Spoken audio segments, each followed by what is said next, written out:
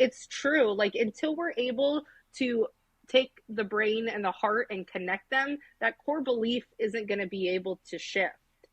I can say, oh, I'm enough. I can show up and say, I'm angry. Do I look angry? No, because am I showing it? Am I getting that emotion, as you talked about, out of my body? Like, we Mhm. have to get it out.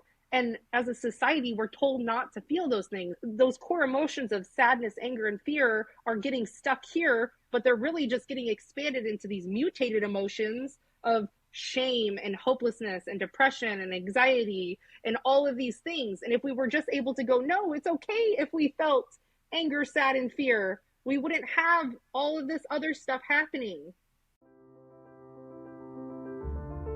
Hello, beautiful soul. Welcome to Blissfully Bloom. I'm Victoria LeBlanc, a self-love and soulful coach, and I'm your host. The intention of this podcast is to guide women to fall in love with themselves, embody confidence, and drop the stories of not good enough. Your soul will awaken to the truth that you have always been worthy. In this remembering, you no longer wait for permission, validation, or acceptance.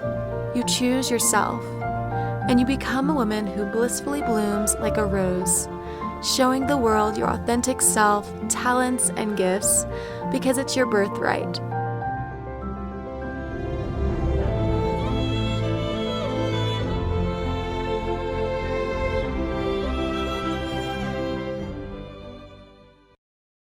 Hi there! Welcome back to Blissfully Bloom.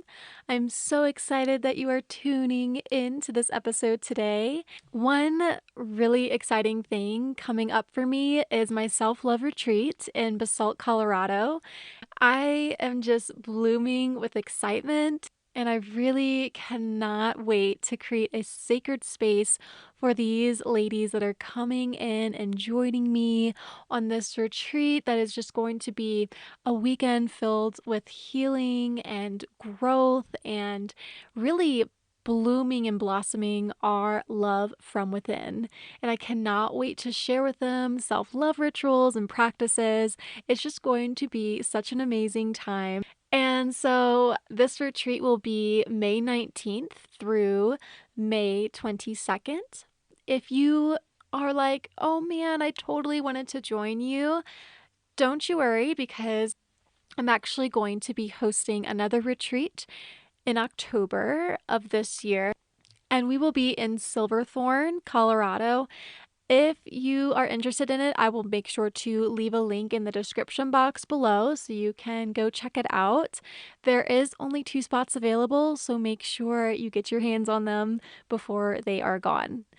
Okay, so today I brought on a guest on the show to talk about worthiness, not good enough stories, and abusive relationships. So I just want to have a little fair warning for you, a little trigger warning that in this episode we do dive into abusive relationships. I know that topic can be quite triggering, so just warning you now, that's probably the last topic that we talk about. So just be mindful of that. I feel like we all have, some type of not good enough narrative that we tell ourselves.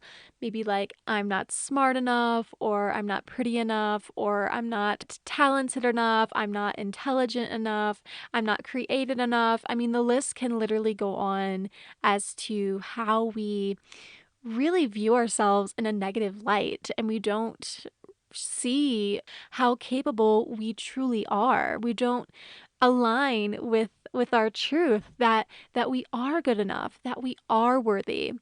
And so today in this episode, you are going to really discover how to shed those beliefs that are no longer serving you and step into something that really feels aligned, that really feels like you, 100% you. Today's guest is Abigail Luvisi. Abigail is a mindset mentor in Arizona. She works with women both in life and their business on equipping them to know their worth, gain community through one-on-one and group mentorship, and stop feeling powerless. She understands how debilitating it can be when we feel like we're not enough, can only rely on ourselves, or not feel like we can trust ourselves and feel out of control.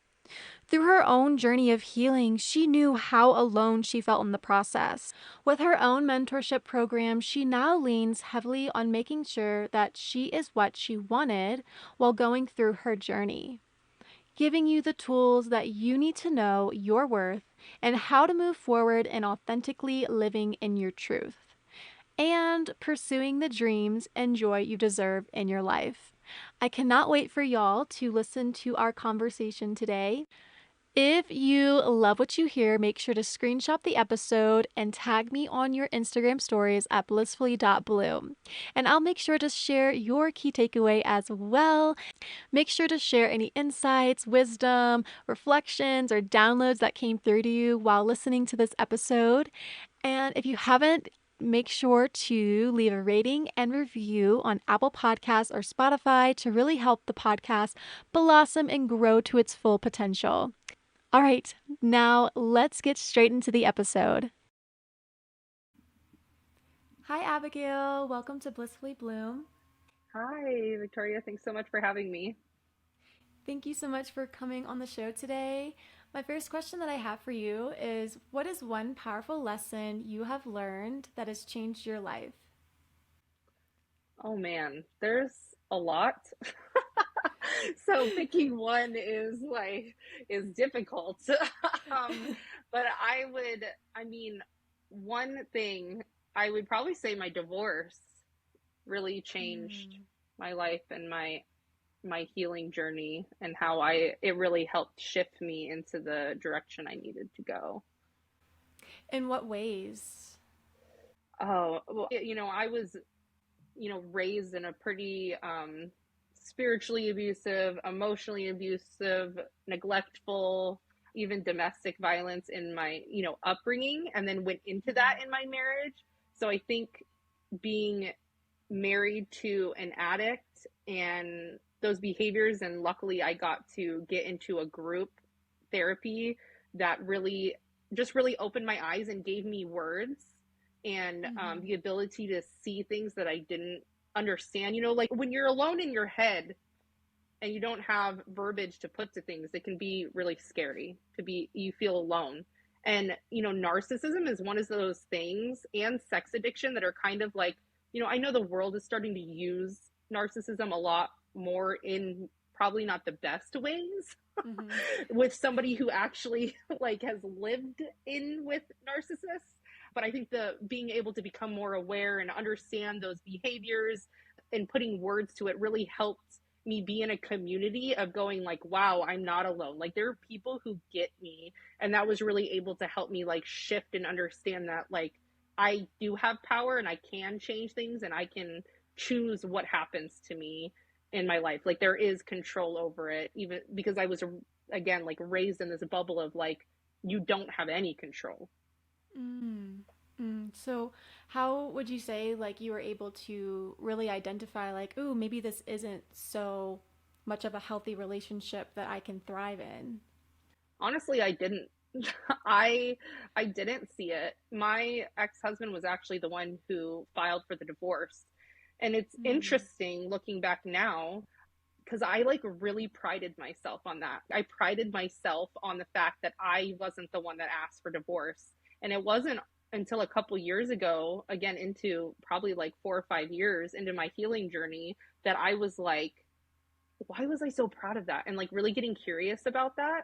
And again, I think it's part of I mean, there's lots of layers, right? But I think part of that, spiritual abuse aspect for me of like marriage is like on this pedestal. So Mm-hmm. even if I'm being treated poorly or in an abusive relationship, that I wasn't the one who asked for it, that I was the one to be, holier than thou and say, no, no, no. But really, like, I wasn't being treated right. And, I have kids and I would never tell my kids to stay in a relationship like that. Mm-hmm. Yeah, I would never do that to my kids. So I think Mm-hmm. being able to see now and go like, no, that was not something that was beneficial for anyone. I would never.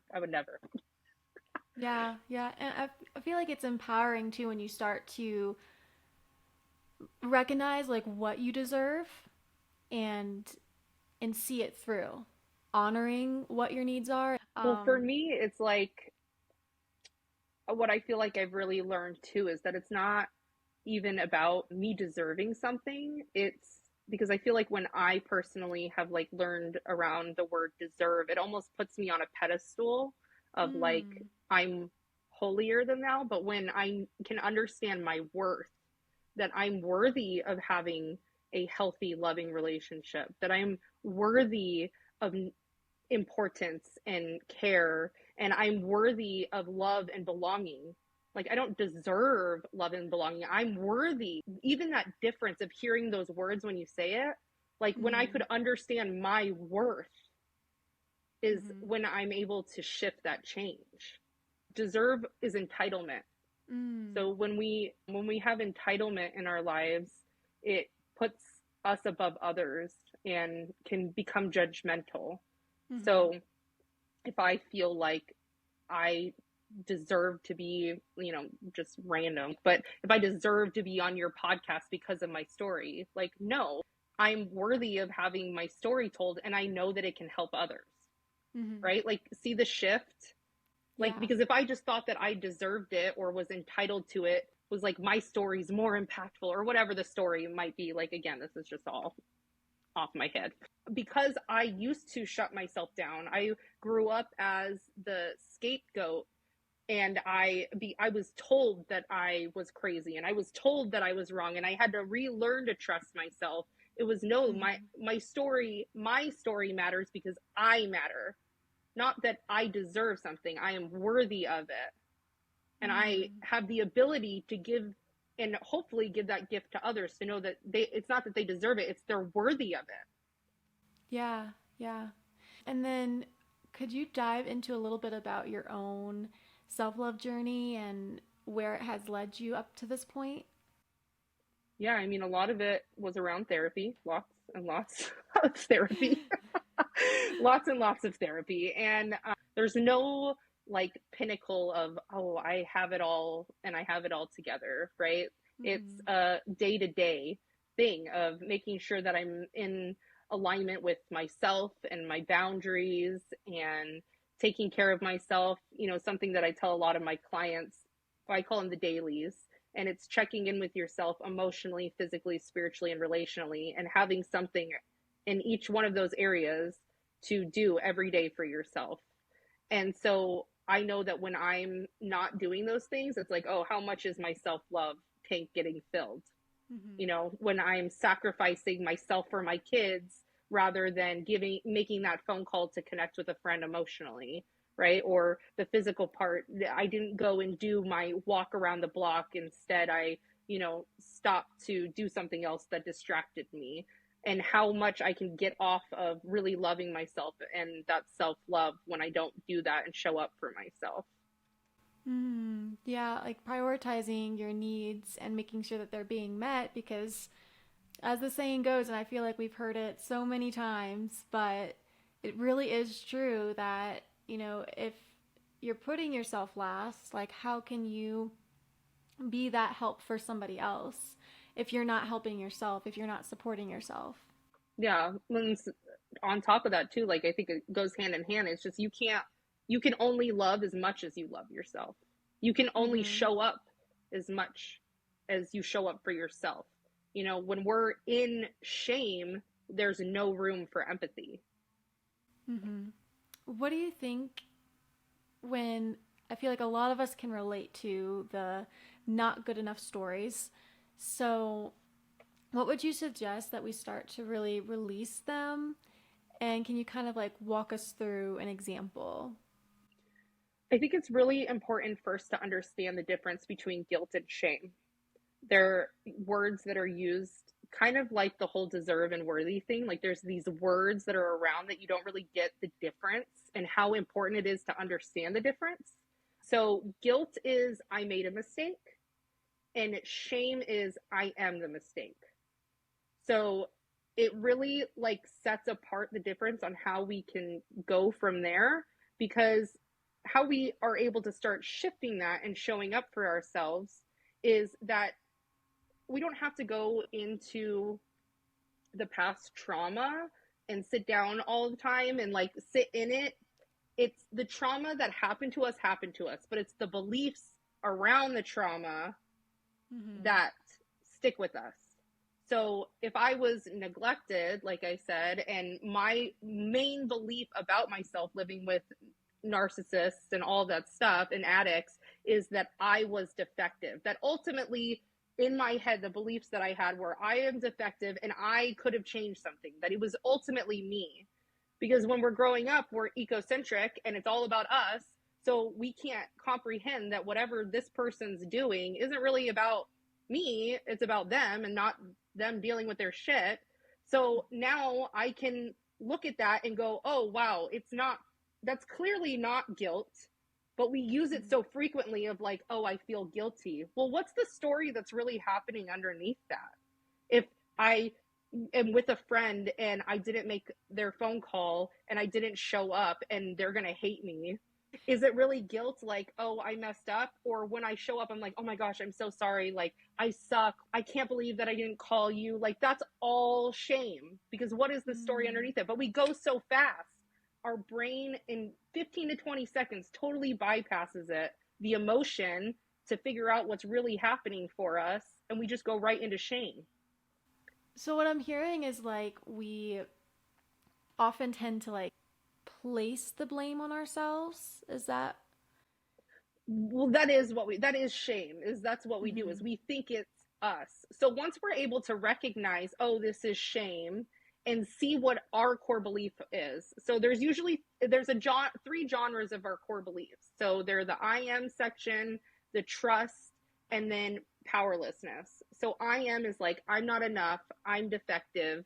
Trust is I can't trust myself or I can't trust others. I can't rely on Mm-hmm. others. People aren't going to show up for me. And then the powerlessness is all control, like, oh, nothing's going to ever change, all or nothing thinking, very black or white. There's nothing I can do, I have no control over this, I can't do anything to stop it. Mm-hmm. So most of us have something like that we've told ourselves. And when we have all three, well, that's the trifecta. And that can be very debilitating.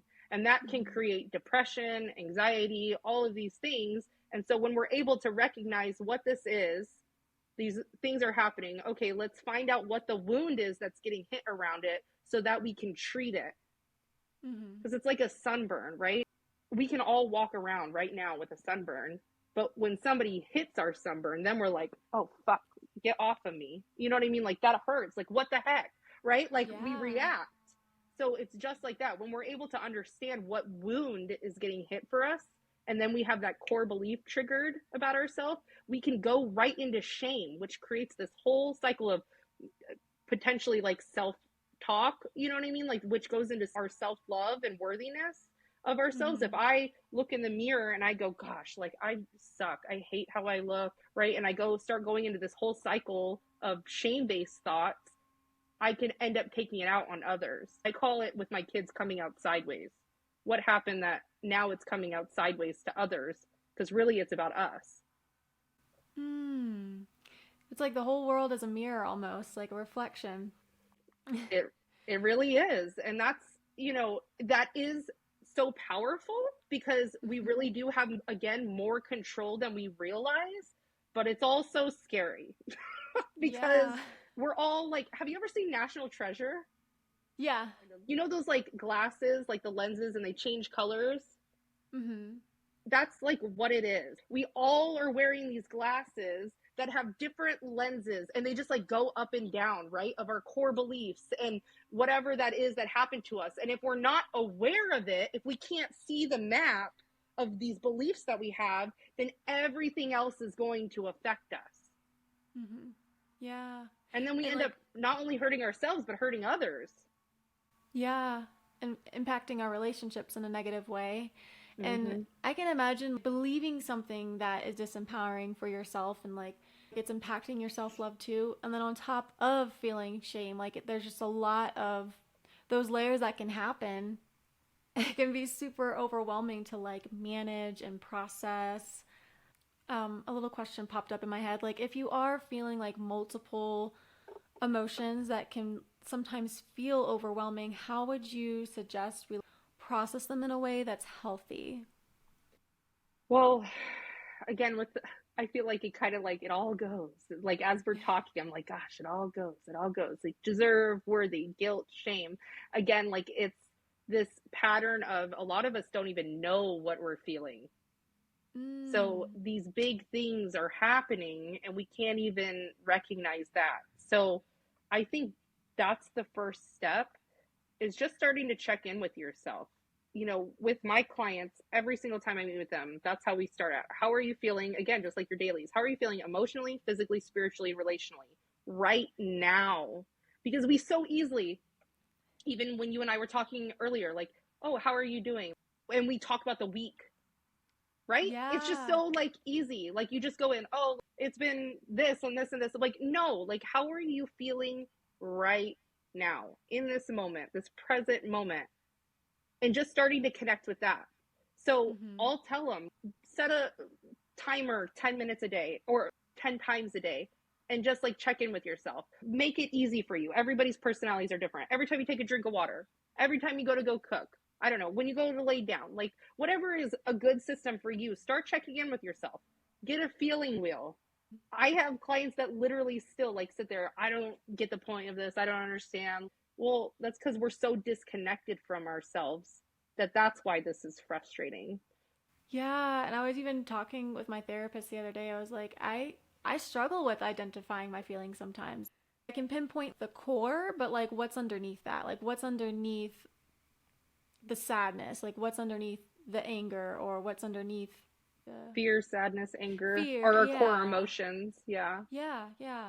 So that's really important to like recognize too, is like if we're not able to even identify these emotions, how are we able to move past them and allow them to be moved through us instead of holding on to them? Because I feel like that's what often happens, is if we don't take the time to recognize them or make sure that they do feel understood and expressed, because I feel like that's what an emotion is. Like it wants to be moved through you. Hmm. It's just gonna stay somewhere in Yeah. our bodies. Yeah. Well, again, if we are not controlling our emotions, they are controlling us. Mm. Yeah. How would you how can we like know if that's what's happening? Sometimes you don't. I didn't for a long time. I think, you know what I mean? Like sometimes it's the right thing that gets said, and it's like, whoa, Mm-hmm. again, you don't know what you don't know. So it's not until maybe somebody hears this podcast and they're like, whoa, like I had no idea, right? Like I was living this life and no clue. Yeah. It's that one thing that gets said sometimes in the right place at the right time, and just giving yourself compassion to know that, like, when you do find it, when you do see that moment, this was your story and this was your journey for a reason, right? Mm. We can't heal until we can have compassion for ourselves and forgive ourselves. And so I wish there was an easy answer, right? Like that's what we want. We want to be able to just have that ticket item to know and understand. And unfortunately, that's just not how it works. Yeah. Um, it was worth a try. It was worth a I try. But know, do you have right? do you have the answer? I did my best. Yes, yes. And then like in terms of identifying those beliefs that we hold, what would you say about that? Identifying a belief? I mean, again, it all takes time and is slow. I think getting curious about starting to connect with yourself and emotions, taking time to get to know you. I mean, how often do we sit in silence? And Mm. I don't even mean like journaling or working out or driving in the car. I mean like legit sitting by yourself in silence. It's like so hard for me to do because I'm like, I feel guilty if I'm not Mm, doing something. right. But what is the story you're telling yourself? You just said, I feel guilty that I'm not doing something. Tell me more about that. Yeah. Yeah, so I feel like I constantly struggle with overworking myself and feeling like I have to be doing something in order to feel like I am good enough or feel like Mm, I am worthy. So I really attach my worth to the external, and I think that could be the root of it.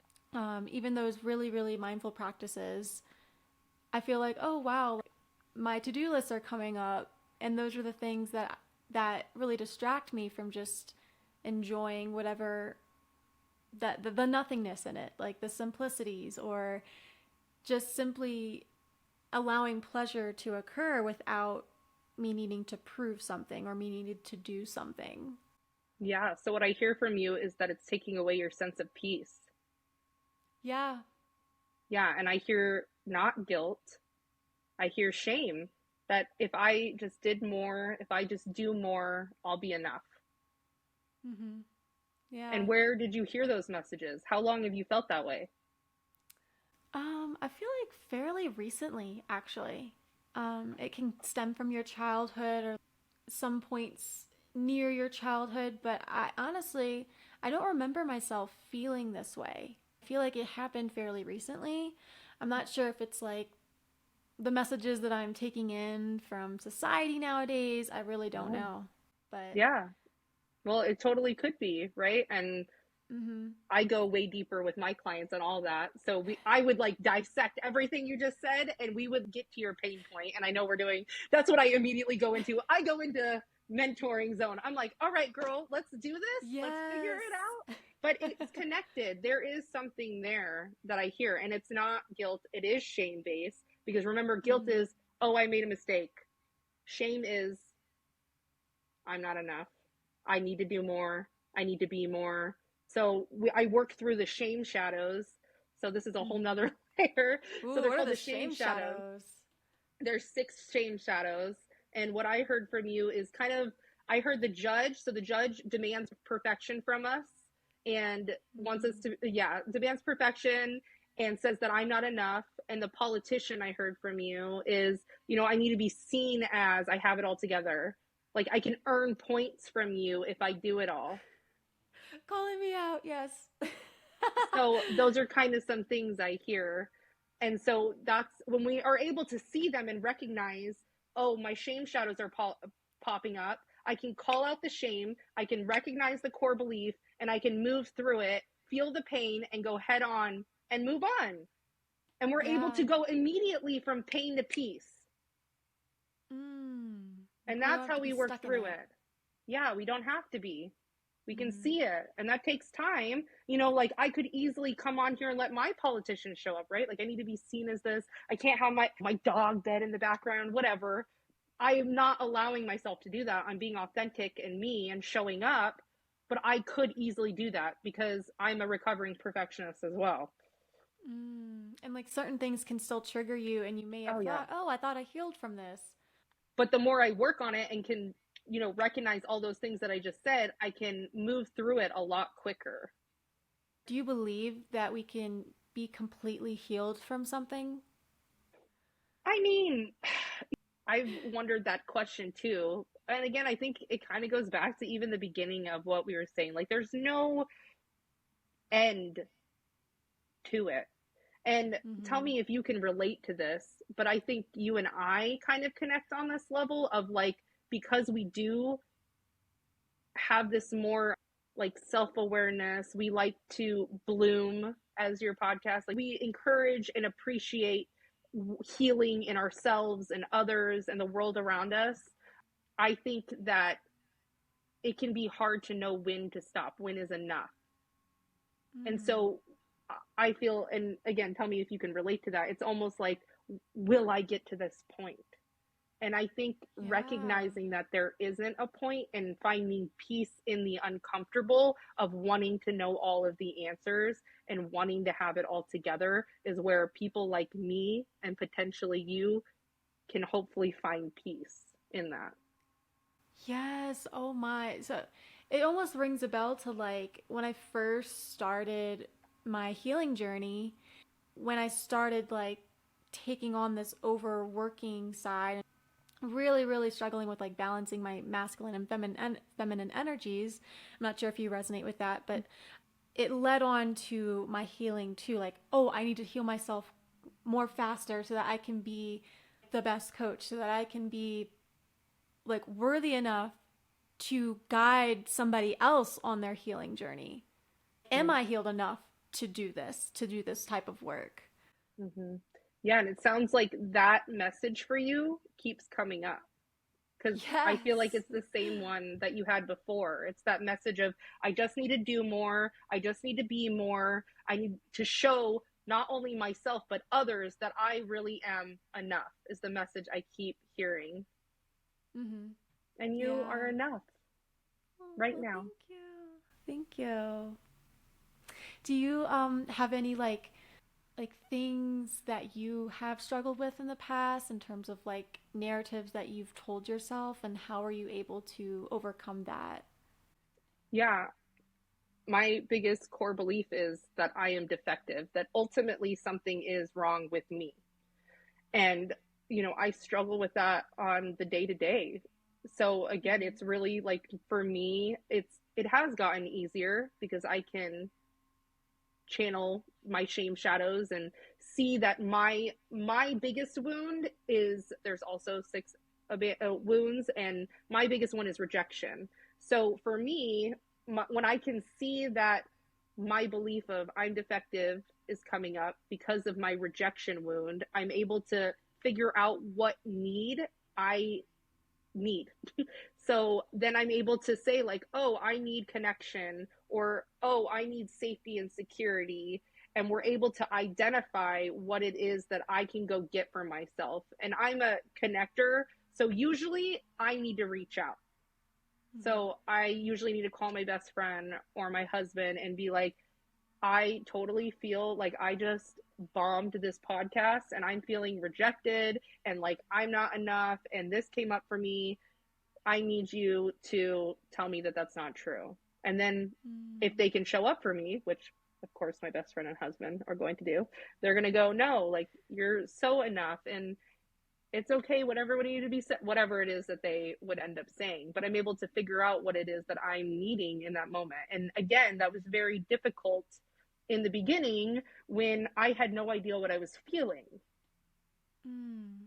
Yeah. So again, that takes time.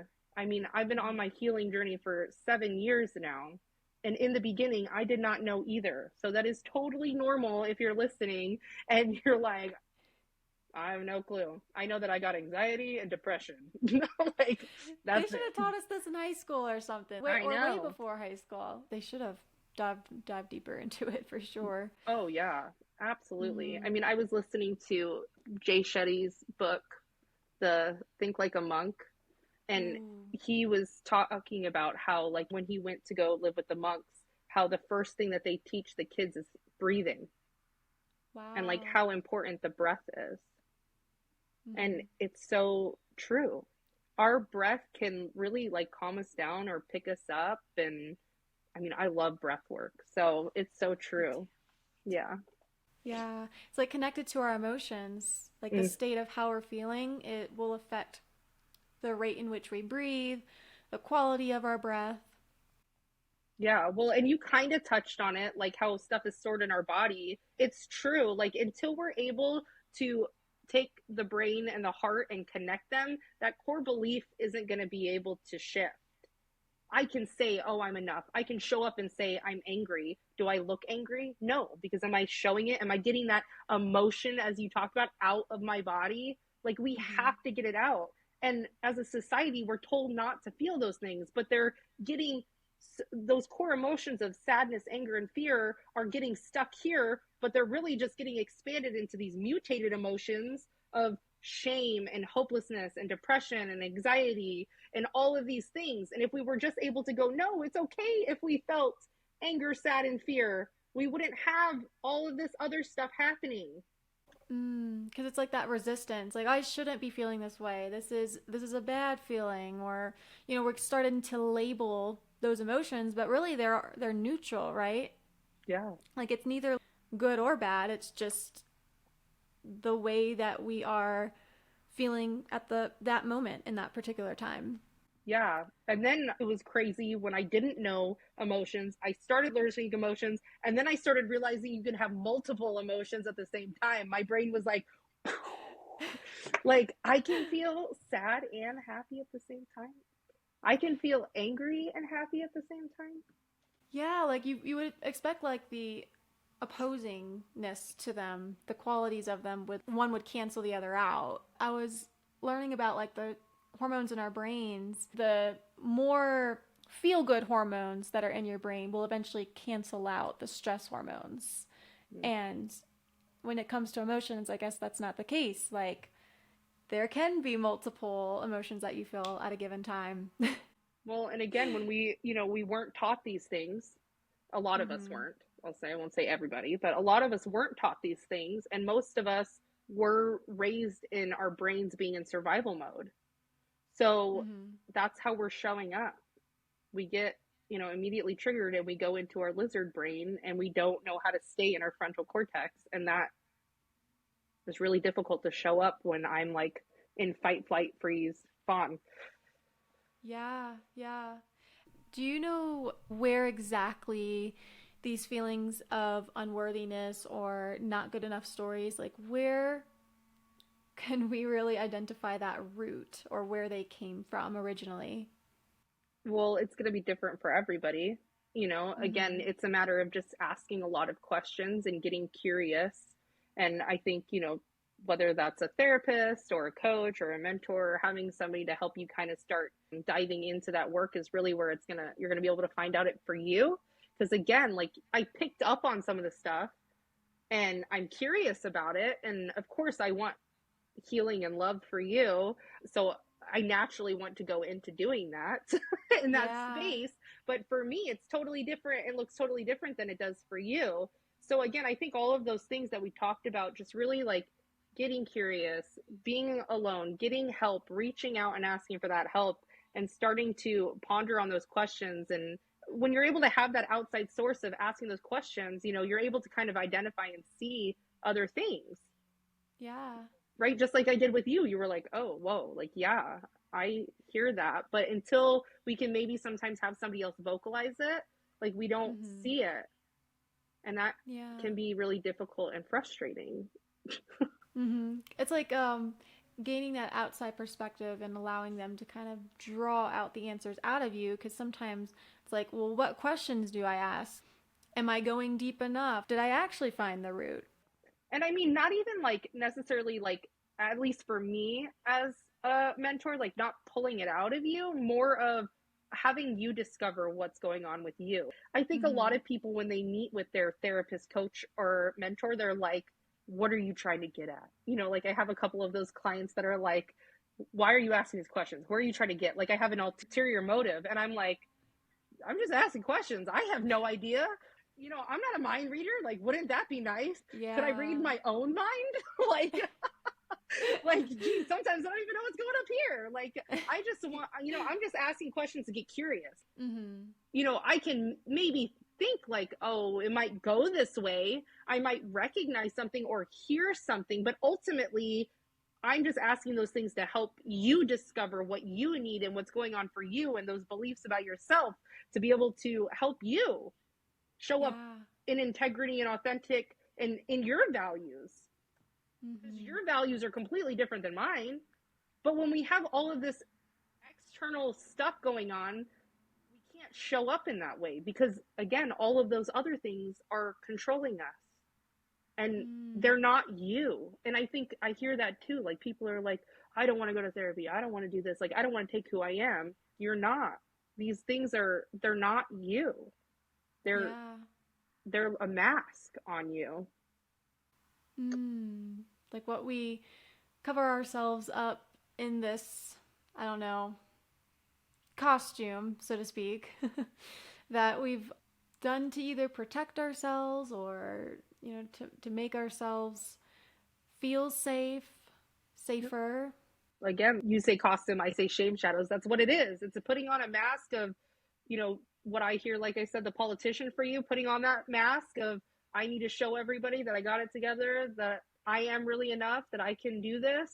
When really, if we're able to sit in that space of knowing that you're enough right now, you're worthy right Mm-hmm. now, regardless of what Yeah. anybody else says, we can show up in our authentic selves.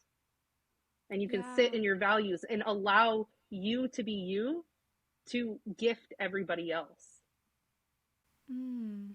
Yeah. Not dimming your light or, hiding in the dark. Just really being yourself and expressing yourself. Mm-hmm. Yeah. So, I would love to dive into abusive relationships with you. What would you say are like the sure signs of an abusive relationship? Well, it's a little difficult because, again, there's different signs of abuse for different people and the different kinds of abuse that is happening. I like to say for anybody that if you are recognizing something that is going on, and again, we don't know until we don't know. So, what I Mm-hmm. would say is to get curious about it if you're listening, that start journaling it. Okay, I know if you're not a journal, pull out your phone, like get notes. And every time there's an issue with that person that you are, whatever your partner, then just start making a note.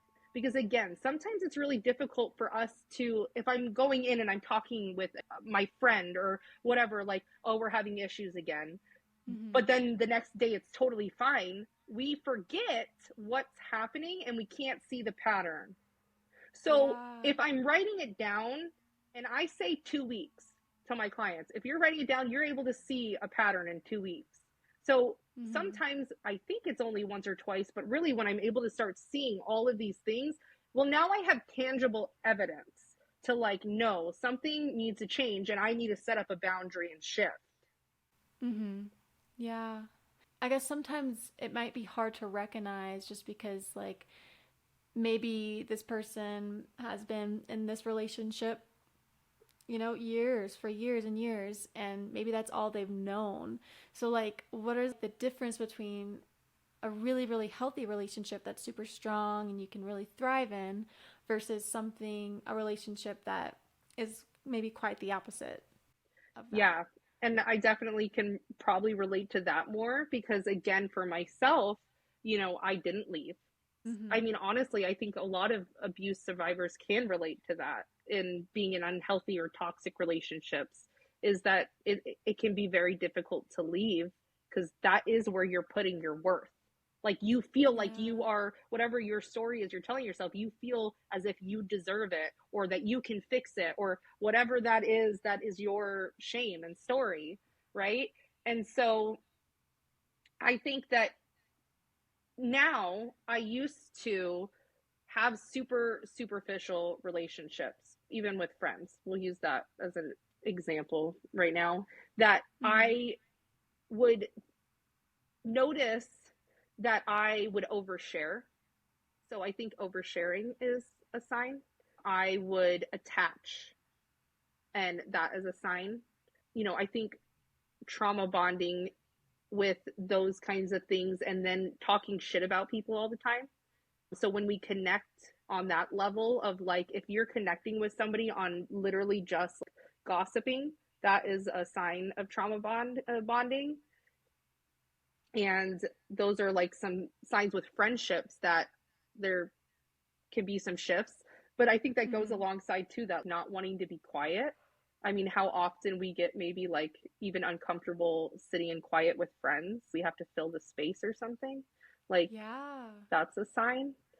Going into like relationship with my husband or a partner, I think that being able to communicate your want, if you feel uncomfortable, friendships or relationship like partners, and you don't feel like you can share your feelings or that you're going to walk on eggshells or that it's going to get twisted, right? Which those things, again, like when you start getting into gaslighty, manipulative, vindictive, it's hard to see, right? So that's why I Mm-hmm. say write it down. If you're feeling like maybe something's off, trust yourself, man, And again, I know it's hard. So if you don't trust yourself yet, then it's not going to hurt to write it down and just see maybe what happens. Okay. So Yeah. I think just doing that. But I think I tell my husband literally everything. And there is a huge difference now with pushing past the fact that I'm able to be vulnerable with somebody and share everything than when I felt like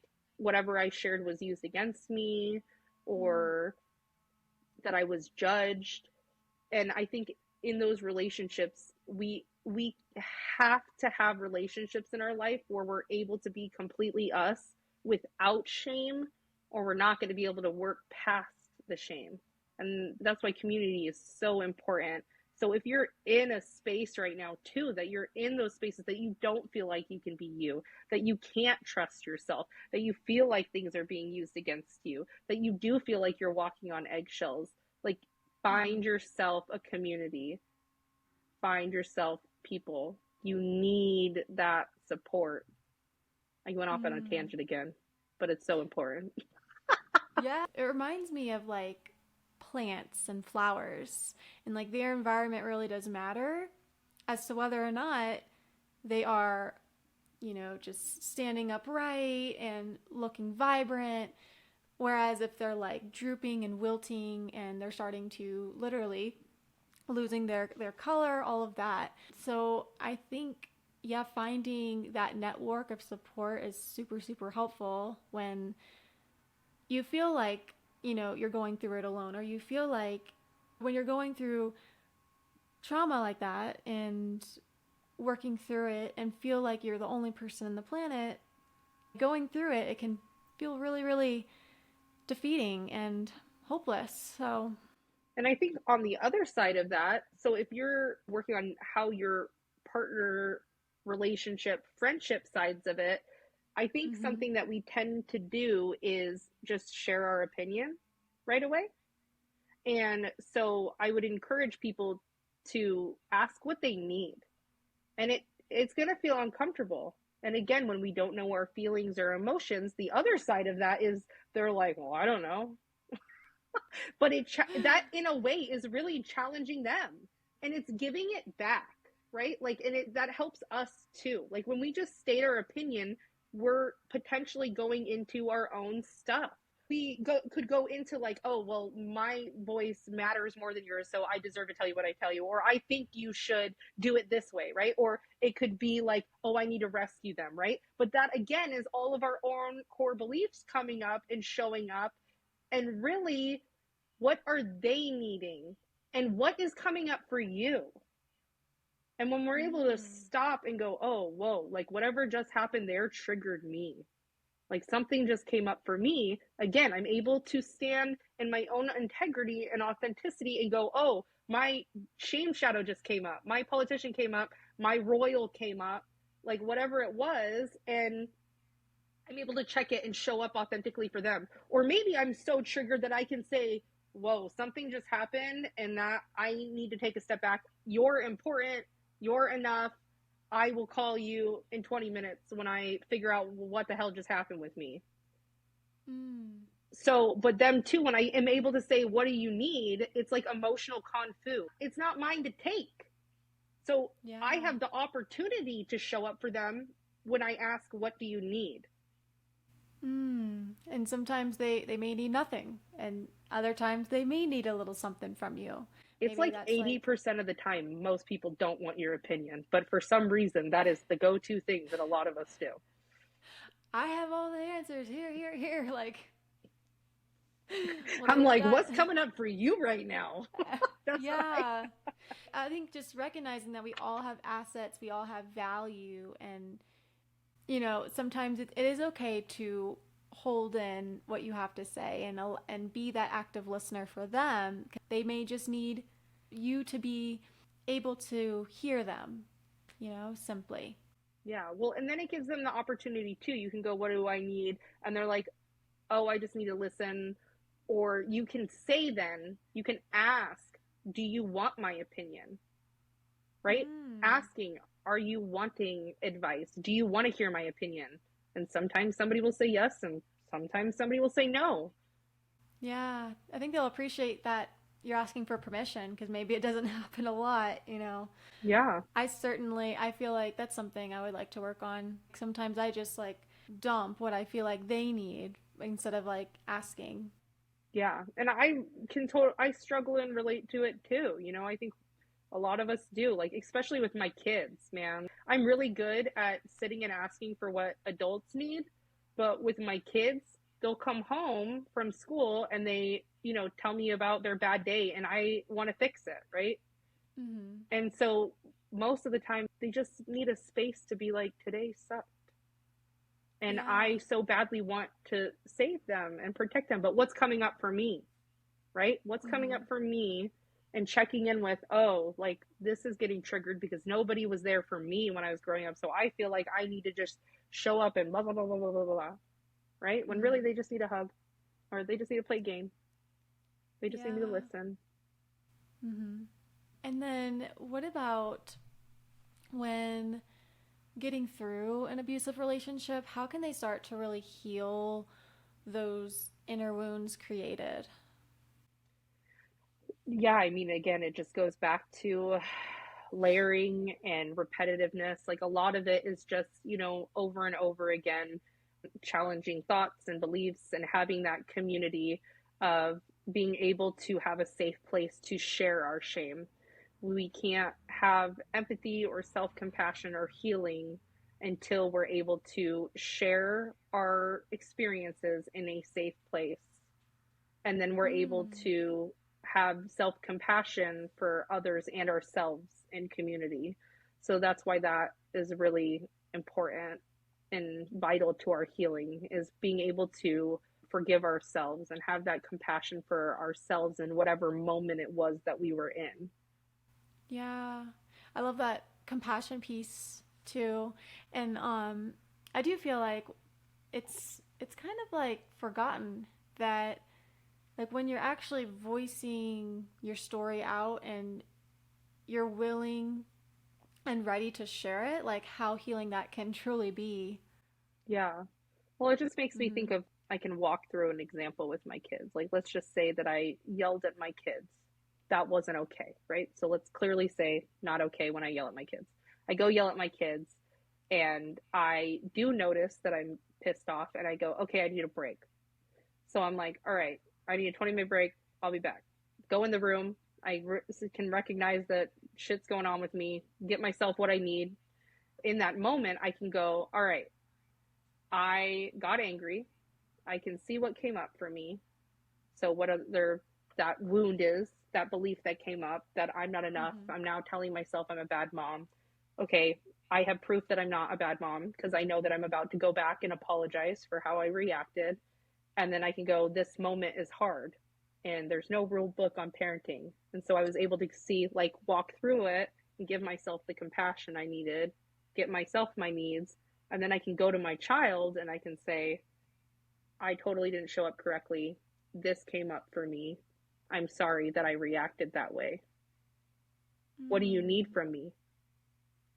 Wow. Wow.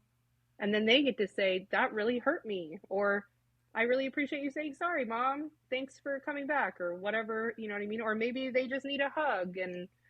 But by me being able to do that and show self compassion for myself and say that it's okay to make a mistake, I'm now changing it for them, that they're going to realize it's okay to make mistakes. Where I learned it wasn't okay to make mistakes. So then I innately felt like it was me. And Yeah. that's where those beliefs come up. Yeah. And even as a parent, we're going to make mistakes. Even, Oh my gosh. All the you know, time, man. Every day. your kids will know, like, oh, you're human too. And it's okay when I make mistakes because that's how I learn and I grow and I evolve. Learn from it, move past it. It's okay if I make it again because I'm going to learn even more lessons. Because sometimes the same mistake will come up again. Oh my gosh. Your kids are walking triggers. Seriously. If you want to know what's going on with you, like, and you have a kid, you know already. Like, Ooh. they are for sure. They bring it all up to the surface, man. Like, I don't know who decided to say that like having a kid would help a relationship. It doesn't. So let's just make that super clear that that is not a thing. If you are struggling in your relationship, do not bring a child into the world. So that Well, I don't have a kid, so I can't resonate with that. But I do tutor kids, so yeah. Yeah, do I they am bring around stuff up kids. for you? Do kids like, Yes, I yeah. can feel the flushes come up, like when they say certain things. There's like no filter, so sometimes I'll like notice different triggers, like, oh, why am I like getting agitated right now or irritated? And sometimes I do find myself, oh, maybe I can be honest with like why I am feeling this way, you know?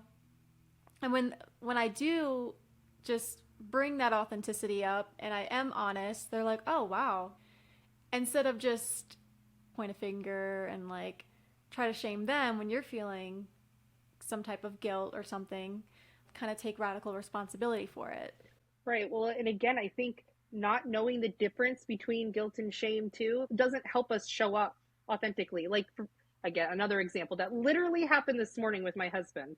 My husband is definitely more pessimistic, and I am an optimist. And I, again, like, we view things totally different and complement each other. He's amazing. His tone tends to be a little bit more spicy, like you know what I mean? Like he sounds Mm-hmm. angry and agitated, and his Mm. angry and agitation irritates me, and that's my own stuff. But that's beside the point in my example at the moment. So we're sitting down on the couch this morning. He's like, "Do you want to talk about it?" And because he got upset that my daughter was wearing an oversized sweater because it's pajama day and all the things, and he wants them to look nice, whatever. That's all. Also, just to point out all of his own shit too. Anyways, we're sitting there on the couch, and he's like, "Do you want to talk about it?" And I'm like, "Okay." He's like, "I just get so angry, and I know it's my tone that you don't like." And I'm like, "Yeah, you're right. It doesn't." I was like, it makes me super angry and I don't feel connected to you. And it makes it super hard for me to connect to you when you talk to the kids that way. He's like, I just don't get it and I don't know how to change it. I'm like, can you tell I'm angry with you right now? And he's like, yeah. And I'm like, can you tell that I love you? He's like, yeah. And I'm like, this is how you do it.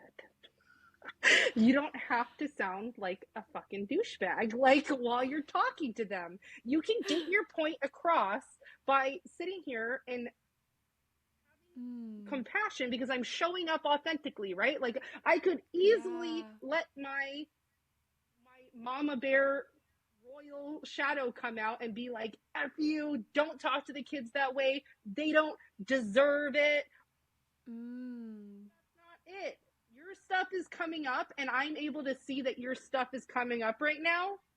And so I'm going to figure out how I can show up for me. And then once I can show up for me, then I can choose to show up for you. But again, just like we said, I can't show up and love unless I love and show up for me first. Mm. Yeah. Such a powerful example. Thank you for sharing that. And like, was he able to see it? Oh, yeah. Yeah. This is like, that's like the one big thing in our relationship is his tone. So we do talk about it a lot. And I think that you know, is just an amazing example of any relationship, honestly. I think they said statistically, they've done studies that 69% of relationships argue about the same three things. So they might like revolve and change, but it's like the Mm-hmm. same three things. So Oh. it's, and that's the thing about relationships. Okay, so we have an issue. It's a matter of becoming a good arguer because arguing is a part of life. Mm-hmm. There's going to be Yeah. struggles in relationships, but we so easily want to be like, throw our hands up and go. Like go in defensive mode. I read this book and it's like all of us are either calling out for love or giving it out. When we're feeling angry, when we're feeling jealous, when we're feeling like shame or guilt, like those are all signs we're calling out and we're like needing love. Oh, everything that we do is a reflection of the connection we want. When we are angry, again, it's the connection we want. When we were a kid and something happened to us, we took on that belief because we thought it was about us, because we want the connection. So we took on these Mm-hmm. roles to feel connected. So Yeah. that goes on. into our life. Oh, I felt rejected when I was on the podcast with you, and now I'm questioning, right? Because of connection, because I want to connect with you. Yeah, that's so true. So, like, any final advice for the listeners? Re-listen to the podcast, man. Like there was so much good stuff in there, really. Like there are so many tools in there that you can start using. Mm-hmm. Like I feel like giving more would be too much and overwhelming. You know what I mean? There were so many little nuggets that you and I talked about that you could just go start doing. So I would say Mm-hmm. pick one, right? Wherever the stage is that if you were listening and there was one that stuck out to you, start there. Yeah. Don't just listen and put it Yeah. away.